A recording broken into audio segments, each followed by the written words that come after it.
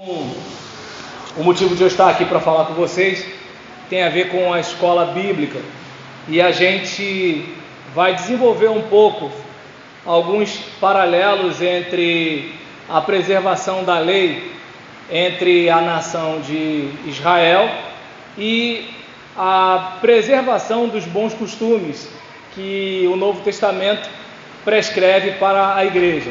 Antes, o irmão William me orientou sobre eu falar logo dos meus livros antes de começar Obrigado, irmão.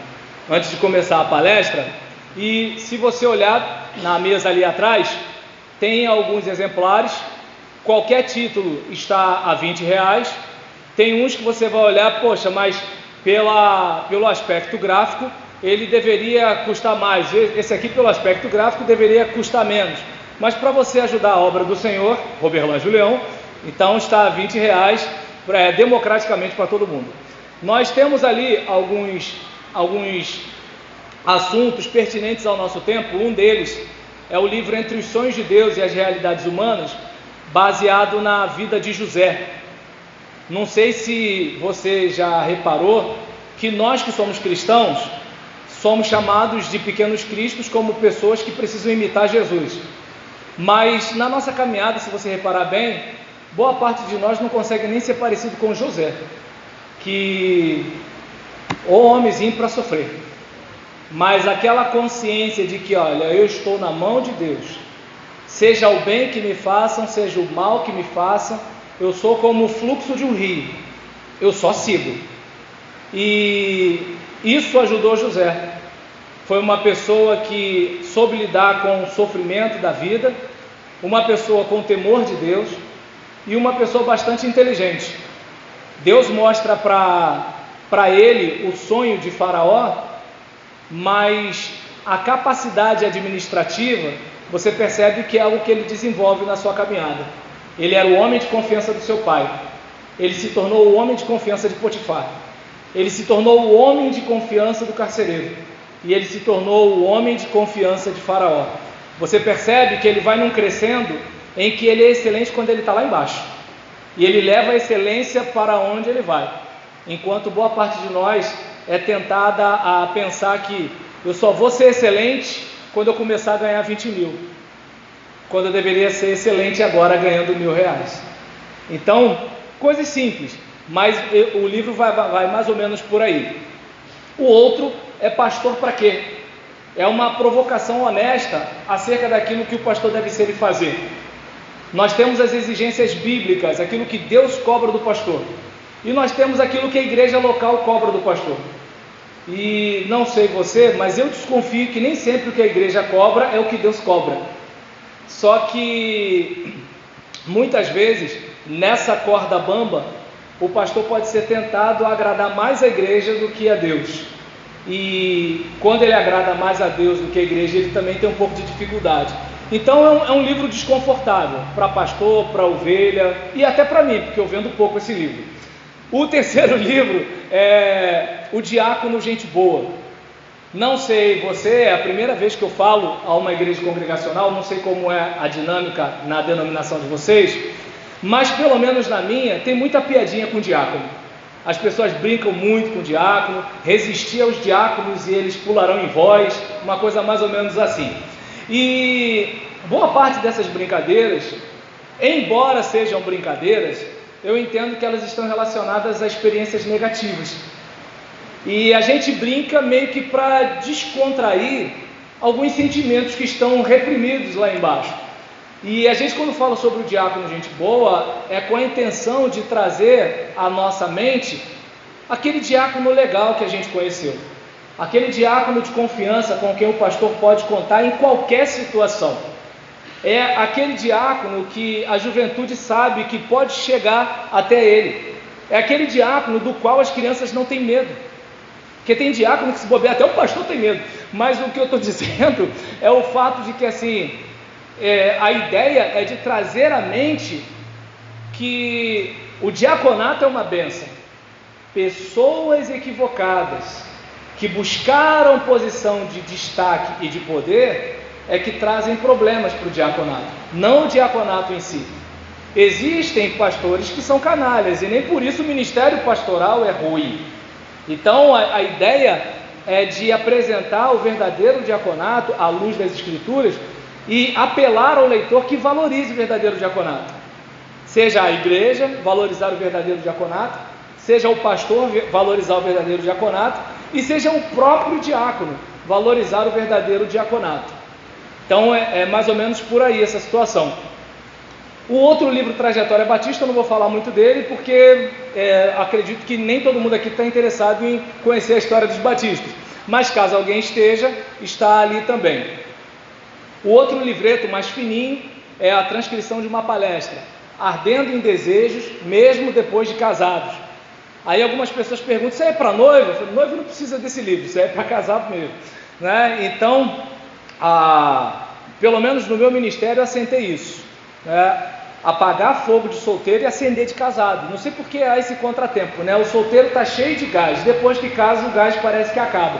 Então a ideia é da gente investir em pequenos hábitos que podem fazer a diferença, porque talvez alguém, pelo título do livro, pense em saliência, e não é disso que eu estou falando, porque a gente está falando de coisas simples, como educação, respeito, e você fazer o máximo possível para ser aquela pessoa especial para o outro. Porque não foi assim no início? Né? Então é justamente isso. No primeiro encontro, aquele cara que hoje é um cavalo, ele era cavalheiro, né? Aquela moça que hoje está toda desleixada, ela se cuidava.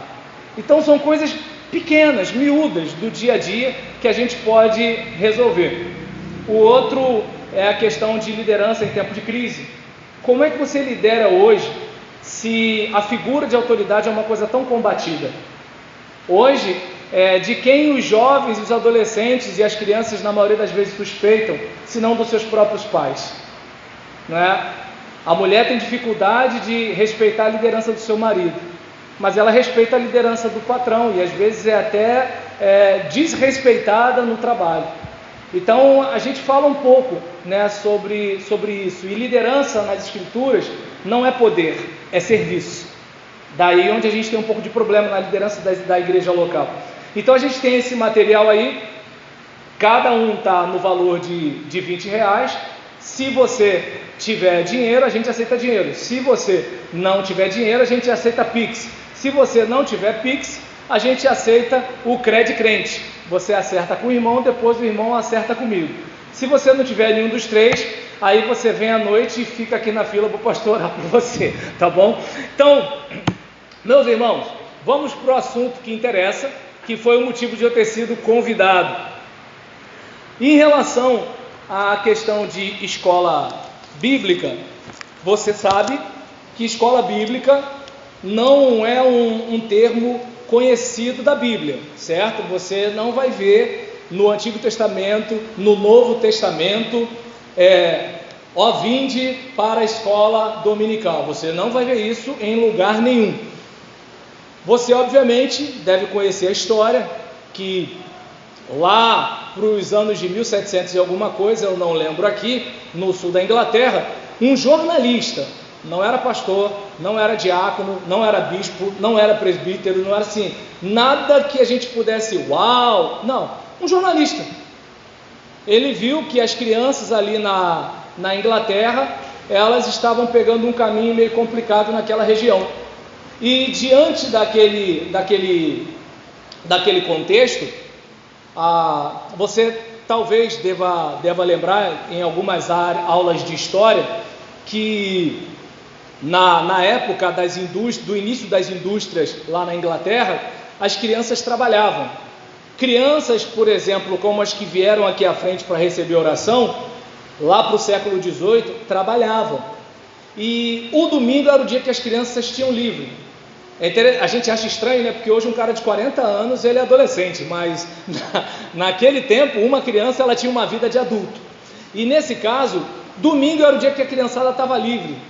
Então, imagina, não estou dizendo que a pobreza justifique o mal feito, mas observe bem, vamos pensar no caso da gente hoje aqui. Boa parte de nós se alimenta mal. Só por quê? Porque a gente gosta? Não. Boa parte das vezes é por ignorância. Outro dia eu estava conversando com meu filho de 6 anos, olha, não se enche de doce não. Tem gente que perde o dedo, tem gente que perde o pé, tem gente que deixa de enxergar. Que isso, pastor, ele só tem 6 anos, ele tem 6 anos, mas um dia ele vai ter 60. E ele tem que perceber que o açúcar, ele pode ser muito gostoso, mas ele pode trazer muito problema para a gente. Então, coisas simples. Existem pessoas que não usam fio dental no dente. Aí nisso vai criando a placa, vai dando tártaro, daqui a pouco aquilo vai começando a comer o osso por dentro. Aí daqui a pouco o dente cai e ele diz que é genética. Não é genética. Pode até ter o caso de genética, mas nesse caso foi ignorância. Então, às vezes a pessoa ela vive com um pouco de dificuldade por ignorância. Quando o banco faz uma proposta para a gente pensa, eu tenho crédito, só que o crédito é o outro nome para dívida. E aí às vezes o indivíduo ele quer aquele dinheiro só para ter o dinheiro, não é para investir em nada. Aí eu não sei se dá para você perceber. Interessa a alguém que as nossas escolas fiquem sempre em greve. Interessa a alguém que a gente não tenha física e química nas escolas. Interessa a alguém que a gente se encha de Big Brother. Porque tem que ter alguém para fazer parte da engrenagem do sistema. E isso não era diferente no passado. Sempre teve alguém que nunca quis dividir o pedaço de bolo com as outras pessoas. Só que esse homem, ele viu aquelas crianças lá. Aquelas crianças pegando um caminho tortuoso, os pequenos delitos, e ele decidiu fazer alguma coisa.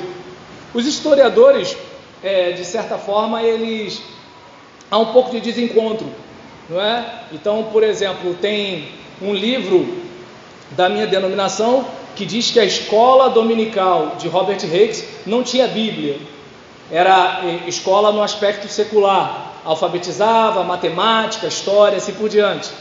Mas outros dizem que ele pagava 30 moedas de ouro para aquele garoto que conseguisse memorizar provérbios.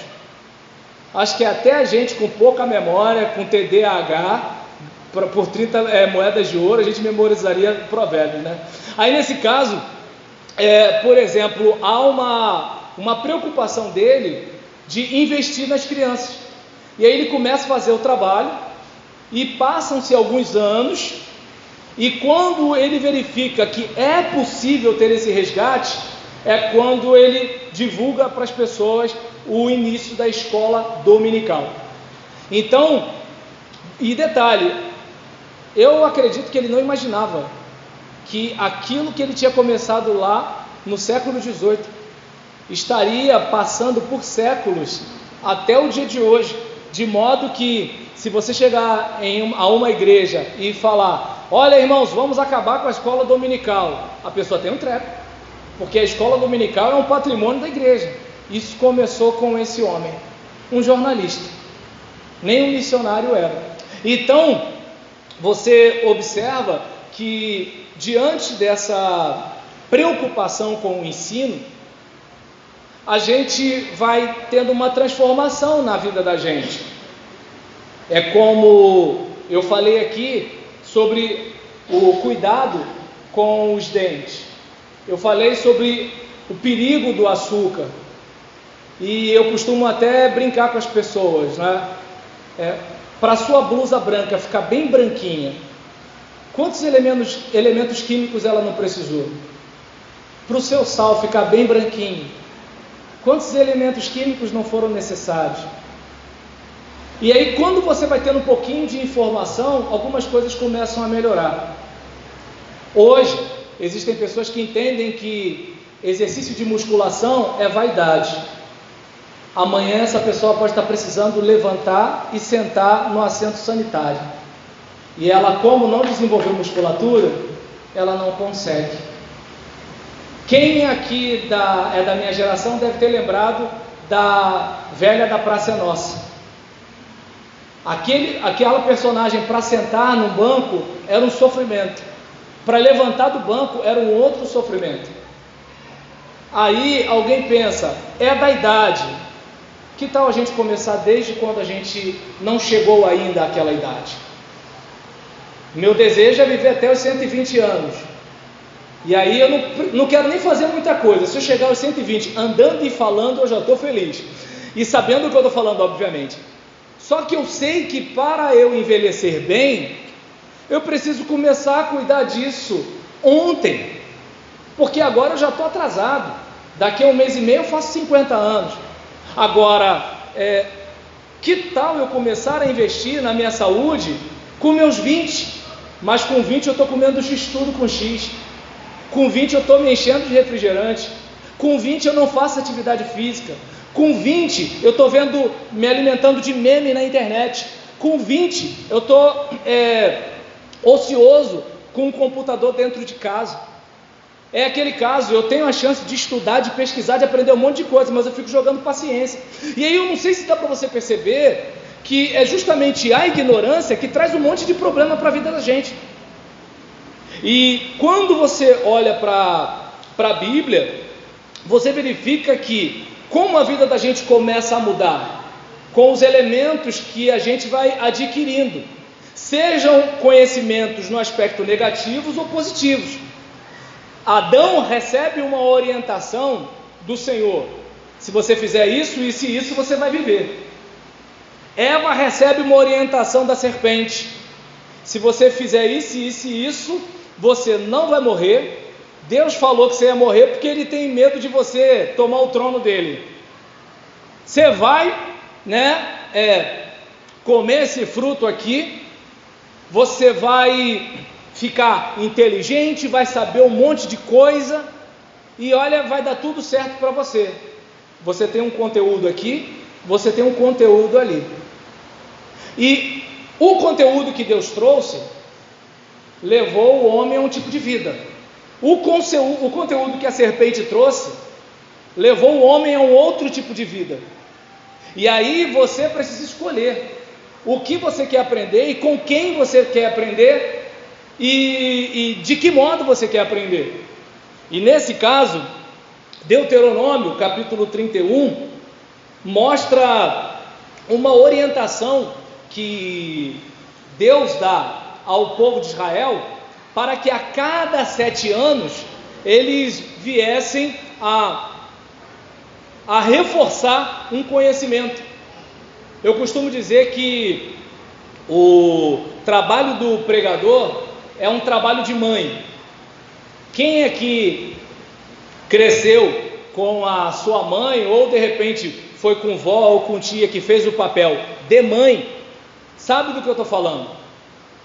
Elas falam sempre a mesma coisa que a gente já ouviu, mas muitas vezes a gente ouviu e não fez, e aí ela fala de novo. Quem deixou essa toalha molhada em cima da cama?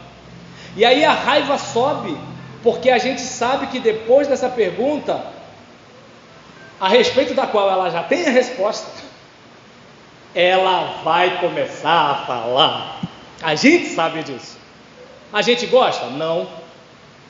Mas o troço tem um efeito tão grande que elas morrem e a coisa fica na cabeça da gente.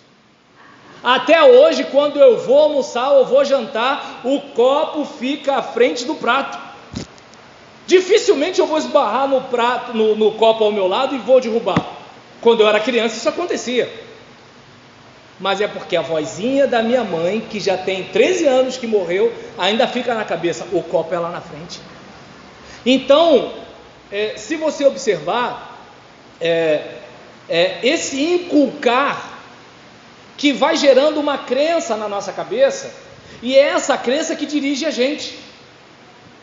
Existe uma música do Gonzaguinha cantada pelo Fagner que eu acho muito bonita, mas que o refrão dela me faz me distanciar dela, que aí fala sobre guerreiros, são pessoas, são fortes, são frágeis, meninos no fundo do peito e tal, mas o refrão é: não dá para ser feliz. Eu vou ficar repetindo isso todo dia? Não posso. Primeiro porque a música pega o lado direito do cérebro, é aquela parte do sentimento, eu estou desarmado. Ou você acha que você muda a mentalidade por causa de dissertação, por causa de discurso? Você muda por causa de arte. Porque na arte você vê... quer ver um exemplo simples? Novela. Pelo amor de Deus, não estou dizendo que você não deve ver novela, só vou dar um exemplo aqui. Você sabe sabe que o camarada de 50 anos, que viveu 30 anos com a sua esposa e jogou ela para o lado por causa de uma garota de 25 que ele conheceu na faculdade, no trabalho, seja lá onde for, você não acha isso justo. Você até entende, mas justo você não acha. Agora, quando você vê novela, aquela mulher com quem ele está casado há 30 anos é chata, fala, é feia, não feia, muito feia, e aí é chata, é feia, fala no ouvido dele, ou desqualifica, ou seja, ela é uma personagem que você fica com raiva dela. A garota dos 20 é gentil, é bonita, não bonita, muito bonita, é agradável, tem uma voz doce. No último capítulo da novela, você está torcendo para ele continuar com a mulher e abandonar o amor da vida dele, já que ninguém pode mandar no coração, que é um discurso repetido. Eu cresci escutando isso, ninguém pode mandar no coração. O problema é que eu não sou um animal, eu sou gente. O animal é o seguinte: a carne está ali, ele sente vontade, come. A água está ali, ele sente vontade e bebe. Não é nem vontade, né? É mais desejo que se fala. Agora, nós não. Você sabe que se você comer aquilo, você pode passar mal. Adoro caqui, mas como é que vai ficar? Minha glicose vai lá em cima. Eu me amarro nisso aqui, estou doido para ir para aquele baile, mas eu moro num lugar que é de uma facção, o baile é de outra facção e eu vou morrer, não vou naquele baile. O cara que é regido pelos instintos, ele vai e morre. Então eu não sei se você percebe que assim, nós não estamos no nível da planta, nós não estamos no nível do animal, nós estamos no nível acima. Existem coisas que a gente deseja, mas a gente sabe que a gente não pode. Mas quando o conteúdo vai sendo ali inculcado na cabeça da gente, a gente começa a mudar o pensamento sem perceber. Vou pegar um exemplo simples, beijo gay na televisão. Há um tempo atrás, se uma novela fosse colocar um beijo gay, as pessoas boicotavam. Depois de um certo tempo, quando colocou personagem assim como protagonista, o povo começou a criticar, estou falando antes da internet. Aí nisso, o dono da história matou a personagem. Depois passou o tempo, aí o pessoal começou a ter mais facilidade com o lesbianismo, né? Como assim? O homossexualismo entre as mulheres é uma coisa mais light. Depois passou o tempo, já começamos a achar romântico homem com homem. Eu sou do tempo do Tim Maia. O nome da música era Vale Tudo. Só não vale dançar homem com homem nem mulher com mulher. E o nome da música era Vale Tudo. Olha como é que o mundo mudou. Hoje as pessoas correm vindo do trabalho desesperadas para ver o beijo gay. Então não sei se dá para perceber. Isso é mentalidade. E isso afeta a gente em todos os aspectos. No aspecto físico, no aspecto psíquico e no aspecto espiritual, porque nós somos seres integrais. Nós não somos apenas um espírito, um Gasparzinho, um fluido, uma fumaça que habita dentro de um corpo. Né? Quem aqui viu o filme Ghost deve lembrar do que eu estou dizendo. Aí nisso, pronto, aí saiu um negócio assim. Se é do mal, a fumaça é preta. Se é do bem, a fumaça é branca. E aí, nesse caso, não estamos falando disso. Nós somos seres integrais. O que você faz com o seu corpo afeta a sua mente. Quer ver? Beba mais água, você vai ter mais disposição. Evite gordura, fritura, açúcar. Coma comida de verdade. Você vai ter mais disposição física. Você vai se sentir melhor. Então, não sei se dá para você perceber.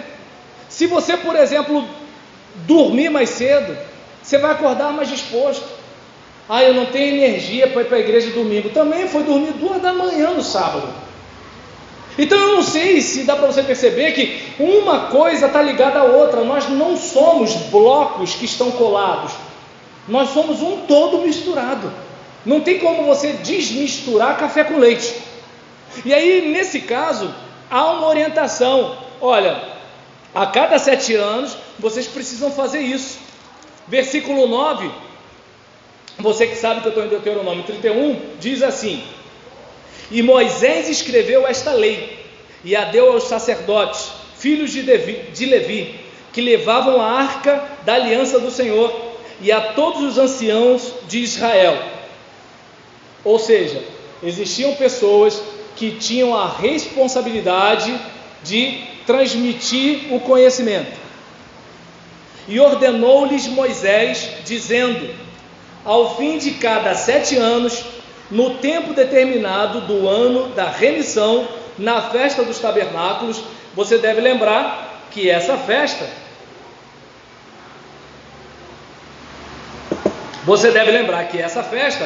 era para lembrar que um dia o povo viveu escravo, mas Deus resgatou esse povo, e esse povo passou por um período no deserto, morando em tendas, de modo que, quando cada um tivesse sua casa, estaria lembrando a vida que teve, e que Deus cuidou deles durante aquele período, como se fosse: olha, você não está aqui do nada, você não surgiu, há toda uma caminhada.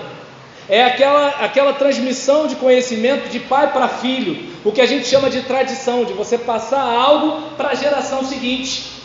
Então havia essa preocupação pedagógica do povo para saber quem eles são. Quer ver uma coisa interessante? Boa parte de nós não conhece a nossa árvore genealógica. No máximo a gente chega até a bisa ou o biso. Os que tiveram uma família mais estruturada, porque a maioria das pessoas hoje, né, são filhos que não conheceram nem seus pais. Eu desconfio que a próxima geração não vai saber quem é o pai nem quem é a mãe. E nesse caso, até porque hoje nós somos estimulados a viver como animais. Ouça as músicas que nós escutamos, os filmes que nós assistimos, não nos estimula a sermos mais nobres.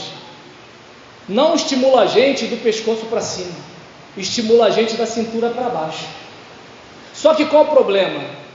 Da cintura para baixo a gente não faz reflexão, a gente não para pensar nas consequências dos nossos atos. A gente faz sexo, houve a gravidez, é só matar, é simples. Mas vai continuar na promiscuidade. E se engravidar de novo? Mata de novo. E vai continuar na promiscuidade. E se engravidar? Mata de novo. Essa é a mentalidade. E ninguém aqui está fazendo pouco caso da dor de alguém na crise, se deve permanecer com a gestação ou não. Não é isso que a gente está falando. O que a gente está falando é do pensamento coletivo de justificar a morte de um inocente. Porque o mesmo país que tem uma lei que permite, para diminuir a angústia da mulher, que permite a mulher abortar o resultado de um estupro, é o país que poupa a vida do estuprador. E eu não estou dizendo que é para matar estuprador.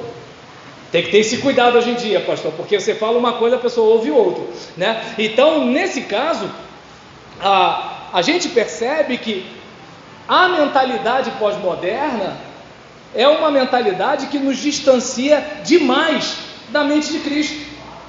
Porque é uma mentalidade que fortalece os nossos interesses particulares. Só que ninguém é uma ilha. Ninguém é uma ilha. Se eu for me envolver com o crime, eu afeto a minha esposa e o meu filho. Se eu moro com os meus pais, eu afeto a vida dos meus pais. Se a menina for namorar o Zé Droguinha, ela vai afetar a vida do seu pai e da sua mãe. Eu não sei se dá para perceber que a vida da gente afeta a vida das outras pessoas. Agora, o meio de comunicação tenta o quê? Fragmentar as nossas relações familiares. Por quê? Se você é um cara que ouve seu pai e sua mãe, antes de você comprar um carro, você vai bater um papo com ele. Se você ouve seu pai e sua mãe, antes de você namorar aquela menina, você vai bater um papo com eles. Se você é uma pessoa que conversa com a sua esposa ou com o seu marido, antes de você tomar uma decisão importante, você vai consultá-lo. Agora, com a família fragmentada, você é uma presa fácil para qualquer coisa. Qualquer coisa. Então há uma preocupação aqui de orientar o pessoal, olha, ao fim de cada 7 anos, no tempo determinado, no ano da remissão, na festa dos tabernáculos, quando todo Israel vier a comparecer perante o Senhor teu Deus, no lugar que ele escolher, lerás esta lei diante de todo Israel aos seus ouvidos. Vamos observar o seguinte, tirando igreja, onde as pessoas aprendem a viver como família? Observe bem, muitas vezes nós desmerecemos a igreja. Quando eu falo igreja, estou falando de igreja local, não a igreja universal, e não a universal do Macedo. Estou falando igreja universal, estou falando da igreja no mundo todo, né, em todos os tempos. Então não estamos falando da igreja universal, estamos falando da igreja local. Muitas vezes nós vamos desmerecer isso, só que eu não sei se você observa o seguinte, onde nós aprendemos como cuidar dos filhos, onde nós aprendemos como lidar com o marido, como lidar com a esposa, onde nós aprendemos como lidar com as pessoas no dia a dia, tirando igreja, onde mais ensinam isso? Porque na escola a gente aprende como se preparar ou para o mercado de trabalho ou para o exame nacional do ensino médio. Quer dizer, eu acho que nem isso, né? Mas pelo menos teoricamente é mais ou menos isso. Então, tanto é que quando você pergunta para uma criança o que você vai ser quando crescer, ele fala veterinário. Não, mas peraí, eu não estou falando no que você vai trabalhar, estou falando no que você vai ser. Então, eu não sei se dá para você observar que a igreja, ela é um instrumento através do qual Deus ele ensina para a gente como viver. É que a gente às vezes não para pensar nisso. Por exemplo, como é que a mulher ela chega no seu marido e fala assim, olha só, a Bíblia diz que é para você me amar como Cristo amou a igreja e se entregar por mim. Pô, você não está fazendo isso não. Parece que você está casado com a sua mãe, porque você assim, você se entrega por ela, por mim não. Mas é a mamãe. Quem é a sua mulher sou eu, não é a sua mãe. E aí nesse caso, porque tem homem que é assim, né? Ele trata a mulher como se fosse mãe dele, né? E a mãe como se a mãe fosse a mulher dele. Mas assim, o que a gente, por exemplo, observa é que essa mulher cobra porque ela tem parâmetro, e ela tem esse parâmetro por causa das escrituras, e ela tem esse parâmetro a partir das escrituras por causa do púlpito da sua igreja. Onde mais no mundo você vê as pessoas aprendendo sobre como viver? O adolescente que é filho de um pai que bebe, ele aprende na igreja que ele deve honrar e respeitar o seu pai, mesmo que o pai não mereça, porque ele não respeita o pai por causa do pai, ele respeita o pai por causa de Deus. É aí que está a questão. Eu não respeito a minha mãe porque a minha mãe é uma mulher decente, eu respeito a minha mãe porque a Bíblia manda eu respeitar a minha mãe. Eu não amo o próximo porque o próximo merece, porque tem próximo que atrapalha. Não, vamos ser sinceros, é todo próximo que é fácil de amar, gente. Tem um pessoal que é carne de pescoço. A vontade que a gente tem de falar assim, Senhor, manda para o inferno e esquenta 7 vezes o fogo. Mas não pode. Senhor, trabalha no meu coração, me ensina a amar fulano. Por quê? Porque a gente aprende isso. Agora, se a gente não está aqui, a gente aprende qualquer coisa. Porque quais são os valores? O mundo é dos espertos.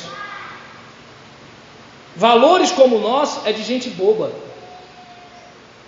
Outro dia uma colega de trabalho chegou para mim e falou assim, Roberlan, como é que você chegou a essa idade sendo inocente desse jeito? Eu falei assim, não, eu não sou inocente, eu só quero ser uma pessoa melhor, o problema é que eu estou no mundo errado. Essa é a questão. Eu sei o caminho do que não presta, a minha carne gosta do que não presta, mas eu quero ser alguém melhor. Eu quero ser alguém que ao voltar para casa pode se olhar no espelho e se respeitar. Agora, por que eu quero isso? Deu para entender? E onde eu aprendi a lidar com isso? Na igreja. Porque sozinho, como eu vou entender um texto que foi construído em épocas e regiões tão distantes da minha? Observe bem. Olha quanto tempo de distância a gente está de Moisés. Hoje, irmãos, vai ler um texto em hebraico para você ver como é que é gostoso. Primeiro que você já lê de trás para frente, aí já complica. As vogais são uns sinaizinhos assim para você entender. E como é que eu leio isso aqui? Aí você, além de ler, você tem que traduzir para o idioma, o seu idioma. Caramba, Jacó fala, né, quando os filhos dele matam o pessoal lá de Siquém, e aí nisso Jacó fala, a gente vai cheirar mal a essas pessoas. Cheirar mal naquele contexto significava que as pessoas iriam nos odiar. Agora, mesmo uma pessoa que queira ler e que saiba hebraico, que não conheça as expressões idiomáticas daquela época, vai ler um negócio desse, cheirar mal e cheirar mal. Entende? Então você, por exemplo, observa que não é tão simples. As palavras gregas, para nós traduzirmos para o nosso tempo, coisas de 2000 anos atrás. Gente, eu nasci em 74. Na minha adolescência, solteiro, era o cara que não tinha certidão de casamento dizendo que ele era casado. Hoje, quando um adolescente fala que está solteiro, ele está dizendo que ele não está namorando. Ou seja, quando ele está namorando, ele não está mais solteiro. E agora? Quando eu me casei, união estável não era casamento. Viver junto não era casamento. Amaziado não era casamento. Hoje não. Papel é só papel. Então tá, chega lá na loteria e fala assim, ganhei. Cadê o comprovante? É só papel. Vai lá. Entende? Quando o polícia parar você, né, com o seu carro, e PVA está pago? Está pago. Cadê o comprovante? É só papel. Vai. Então você, por exemplo, observa que assim, de 70 para cá, o significado das palavras mudaram. Eu lembro como se fosse ontem, na antiga 8ª série, quando eu estudei sobre aglutinação e justaposição das palavras. Ou seja, tem palavras que elas ficam juntas e elas se misturam, e tem palavras que elas ficam juntas, mas elas mantêm, né, a sua estrutura. Por exemplo, homofobia. Você percebe que a palavra homo, que significa no grego mesmo, e fobia, que significa aversão. Hoje, por exemplo, eu estava vendo um vídeo de uma pessoa trans dizendo que se um homem recusar namorar essa pessoa, isso é transfobia. Gente, que eu saiba é preferência. Imagina. Pensa bem. Eu só depois dos 40 anos que eu consegui sair dos 60 quilos. Até os 40 anos, gente, eu não saía dos 60 quilos. Quando minha esposa me conheceu, eu nem sei quanto eu pesava. Mas eu era o típico magrinho de bigodinho. E aí o que acontece? Naquela situação, até a minha esposa me aceitar, e eu até pensei assim, ela está gostando de mim mesmo? Mas assim, até a minha esposa me aceitar, eu não passei na preferência de um monte de garota. Ué, gente, é normal. Tem mulher que quer um homem que tenha dinheiro, tem mulher que quer um homem alto, tem mulher que quer um homem gordo, tem mulher que quer um homem bombado. E por que o homem é obrigado a querer sair com outro homem? Porque senão é transfobia, é homofobia, não sei o que lá. Mas percebam como o significado das palavras mudaram. Porque hoje está tudo dentro da subjetividade. Agora observe bem o seguinte, se nós não estivermos ali inculcando a cada dia, até dentro da igreja a coisa começa a mudar. Porque eu tenho certeza que você já deve ter conversado com algum crente que fala nada contra. Que nada contra? Eu posso, por obrigação legal, ter que conviver e respeitar a decisão das pessoas. Mas se a Bíblia diz que não é algo natural, eu vou ficar com a Bíblia. Mas a Bíblia é homofóbica? Não. E por que a gente ataca a Bíblia e não ataca o Alcorão? Você percebeu que há um método aí? Você não viria atacar o Alcorão, e o Alcorão é muito mais radical do que a Bíblia, se você observar. Olha o modo que a Bíblia manda o marido tratar a esposa, e olha o modo que o Alcorão fala para o trato de marido com esposa ou esposas. Então é outra realidade. Por exemplo, você vai ver a Bíblia dando recomendação para a gente, o princípio da não violência, de você dar outra face. E aí nisso você vê um monte de humorista fazendo piada com a igreja. Quantos humoristas você vê fazendo piada com o Alcorão? É só procurar.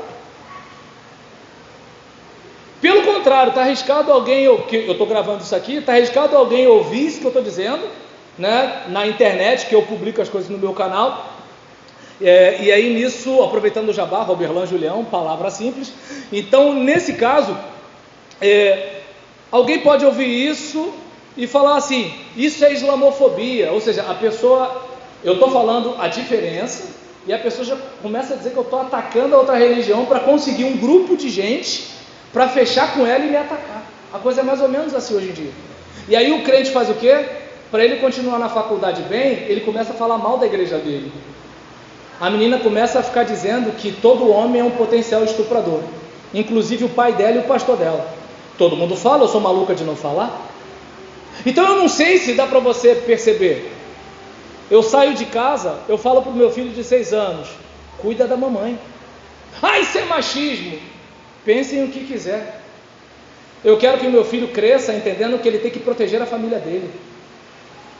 Porque um cara que não protege a sua família, para mim não pode ser chamado de homem, para mim é moleque. Não interessa se ele tem força física, se não tem, se ele tem dinheiro ou se ele não tem. De acordo com as escrituras, ele tem que estar disposto a entregar a vida.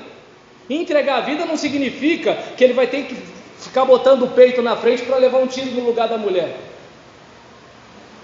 Embora faz parte. Mas significa de repente ele abrir mão de algumas coisas por causa da sua esposa. Agora, a gente vai ensinar isso para o cara quando ele tiver 40 anos, que é quando o cara, hoje em dia, quando o homem está saindo da adolescência. Já viu? A gente chama o cara de 30 anos de menino hoje em dia. No meu tempo de garoto, um cara de 18 anos morava sozinho num quartinho com banheiro, engraxava o coturno dele, passava caol na fivela do cinto e era homem. Hoje um cara de 40 anos é um garoto. Olha como as palavras mudam, olha como a mentalidade muda, e olha a importância de inculcar. E aí você vê o versículo 12: ajunta o povo, os homens, as mulheres. Vocês perceberam que eu não falei de mulher ser submissa ao marido de propósito, né? Mas está no mesmo texto. Se a mulher é contra ser submissa ao marido, é que ela seja contra também do marido amá-la como Jesus e se entregar por ela. Aí beleza, não dá para querer uma parte e não querer a outra, mas é um outro assunto. Viu que eu passei rápido para não arrumar inimizade. Voltando para cá, eu sou um homem do meu tempo, né, gente? Eu também tenho medo. Então, ajunta o povo, os homens, eles precisam ouvir. As mulheres, elas precisam ouvir. Os meninos, mas o meu filho é criança. Seu filho só é pequeno, não é burro. Meu filho tem 6 anos e eu estou ensinando meu filho a jogar xadrez. Meu filho tem 6 anos e eu peço para ele ler história bíblica para mim. E por que isso? Porque daqui a pouco ele faz 7. Na escola ele já aprendeu a xingar palavrão e aprendeu a mentir. Aí eu fico achando que ele é pequeno demais para aprender as coisas de Deus. O mundo não pensa assim. O Lucas Neto não pensa assim. O Felipe Neto não pensa assim. A Peppa Pig não pensa assim. E se você não sabe o que é isso, fica ligado, porque isso pode estar chegando na sua casa. Então, diante de uma situação dessa, homens, mulheres, meninos, e aqui o texto vai dizendo, e os estrangeiros que estão dentro das tuas portas, para que ouçam. Depois de ouçam, qual é o outro verbo? Ouçam e o quê? Versículo 12 do Deuteronômio 31. Ouça aí. Deuteronômio 31, versículo 12. Ajunta todo mundo, para que ouçam e aprendam. Porque qual é a situação da gente? Ouvir, todo mundo escuta. A questão é se aprende. Olha, eu ouvi isso, isso e isso. Tá bom. A que conclusão eu cheguei? Lendo para o meu filho sobre a história de José, aí ele falou, mas papai, fazer isso com o irmão é errado. Falei, filho, mas as pessoas, elas fazem coisas erradas. Elas desobedecem a Deus. E nisso que elas fazem as coisas erradas, as consequências vêm. E nesse caso, ouçam, aprendam e o quê? Temam. Ah, mas Deus é meu amigo, é o cara lá de cima. Esse negócio de temer não é para eu ficar com medo de Deus.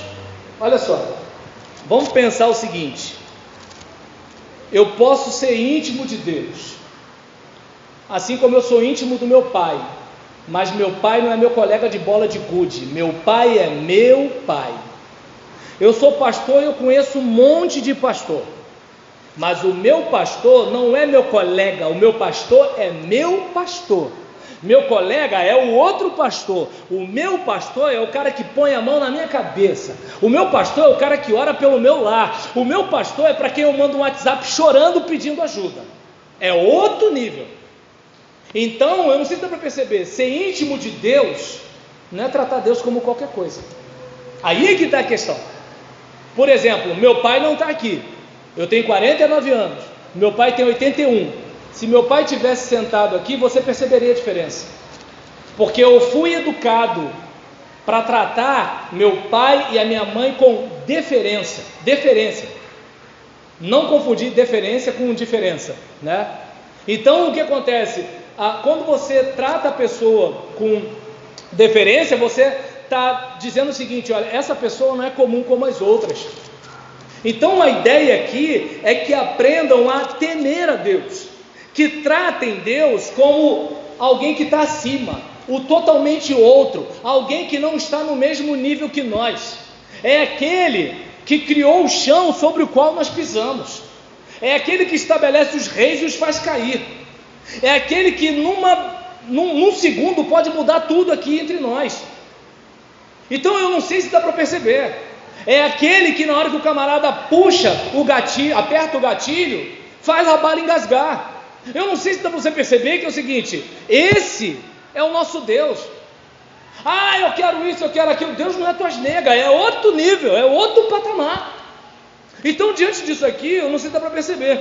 Olha, o povo tem que aprender isso, porque senão vai ser aquele crente café com leite, aquele crente água com açúcar, que ele pensa na igreja como um estabelecimento comercial.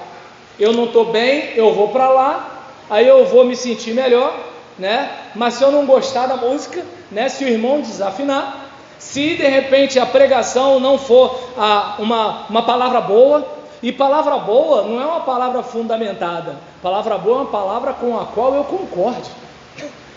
Então não sei se dá para perceber que o homem está virando a referência de si mesmo, em vez de ter a Bíblia como referência, ter Deus como referência. E nesse contexto, olha como é que pode uma palavra tão antiga e tão atual. E aí está dizendo aqui, olha, para que ouçam, aprendam e temam ao Senhor vosso Deus, e tenham cuidado de fazer todas as palavras desta lei. Ou seja, você precisa praticar, você precisa colocar em prática. Não adianta você ouvir uma palestra sobre como pedalar e não pedalar. Você ouvir uma palestra sobre como dar nó fazer o laço no cadastro e você não fazer o laço. Não adianta você dar uma palestra sobre como preparar um risoto, né, e a pessoa não aprender a fazer um risoto.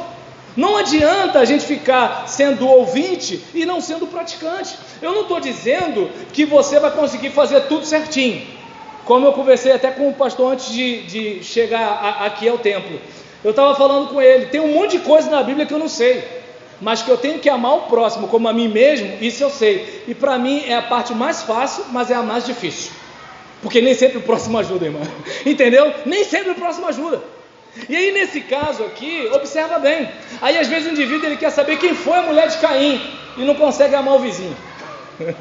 Deu para entender? Então eu não sei se dá para perceber que o alvo aqui é o quê? Que tenha o cuidado de fazer todas as palavras da lei. E que seus filhos que não a souberem, acontece o que, irmãos? Versículo 13, seus filhos que não a souberem. Então não sei se deu para perceber. Meu filho é muito pequeno. Tudo bem, e ele precisa ouvir. Eu lembro que há mais ou menos, acho que, não sei se foi há 1 ano ou 2 anos, a nossa experiência, né, com o culto infantil, muitas vezes é uma situação em que a gente chama aquela garota de 12 anos, né, que para ela não ficar no celular, aí ela vai olhar os nossos filhos, né, porque senão as crianças vão correr, fazer acontecer, né, tacar fogo no templo. Então aquela menina de 12 anos vai ficar com aquele monte de criança ali. Aí nisso, enquanto está lá, aí pinta um negócio aqui, bota um vídeo, né, dos Simpsons, alguma coisa tal, aí vai lá, pá. Aí eu lembro que um dia a gente levou o nosso filho num culto, e no culto infantil, o menino voltou falando sobre as 5 solas. Falei, que igreja é essa? Ou seja, houve uma preocupação de preparar a criança, de modo que assim, não é porque ele é pequeno não, a gente vai falar sobre a importância das escrituras, a importância da graça, entende? Aí você olha para uma situação dessa, né, e pensa assim, rapaz, acreditaram no meu filho. O mundo acredita nas nossas crianças, tanto que enche nossas crianças de conteúdo. Eu lembro que uma vez estou eu com meu filho na igreja, aí meu filho está cantando Deus é bom para mim, Deus é bom para mim, um menino com a metade da idade dele, cantando sobre aquela música do Xamã, esqueci o negócio, não sei o que lá, do avião, só pressão, um negócio assim. Eu falei assim, caramba, o garoto desse tamanho está cantando isso. Por quê? Porque alguém acreditou que ele era capaz e inculcou aquilo na cabeça dele. Seu filho só é pequeno, ele não é burro. Uma criança pode aprender a xingar palavrão e ela pode aprender a memorizar versículo. Uma criança, ela pode aprender a dançar a música da Anitta e ela pode aprender a recitar o Salmo 23. Uma criança, ela pode escutar você falar mal da vida dos outros e ela pode escutar você falar que ela é especial. Então não sei se deu para perceber, aqui está dizendo, se seus filhos não souberem, estou acabando agora, hein? Aí nesse caso, se seus filhos não souberem, né, você vai fazer o quê? Você vai ensinar, para quê? Para que eles aprendam a temer ao Senhor vosso Deus. Lembra de Provérbios 22:6? Ensina no caminho que essa criança tem que andar. E mesmo que ela venha a envelhecer, ela não vai se desviar, sabe por quê? Lembra do que eu falei lá no início sobre crenças? Um filho que fica escutando que é burro desde pequeno, mesmo que ele faça terapia, vai ser difícil dele se livrar dessa crença, porque as pessoas mais importantes para ele disseram que ele era burro. Aquele garoto que escutou a vida toda que ele era mole igual a mãe dele, para ele se livrar disso não é fácil. Aquela menina que foi maltratada pelo seu pai, para ela ter aquela ideia de que ela tem valor, ela vai ter que se esforçar muito. E eu estou falando da pessoa que tem consciência e quer mudar, porque a que não tem consciência só vai vivendo. Então não sei se dá para você perceber, né, a importância de você moldar o barro fresco. E é isso que estão fazendo com as nossas crianças. Aí eu lembro de uma música do Roberto Carlos, o que será do futuro que hoje se faz? A natureza, as crianças e os animais. E então a gente fecha aqui o versículo 13, quando ele está dizendo, é para você fazer isso uma vez na semana, é isso que está dizendo o versículo 13? Quantas vezes? Todos os dias. Todos os dias. Todos os dias. Meu filho levanta, já orou, já escovou os dentes. Deu para entender? Orar, escovar os dentes É lei lá em casa. Levantou, oração, escovar os dentes. Tomar café eu às vezes até me descuido. Mas orar e escovar os dentes é certo. Ele precisa entender que é alguém maior do que ele.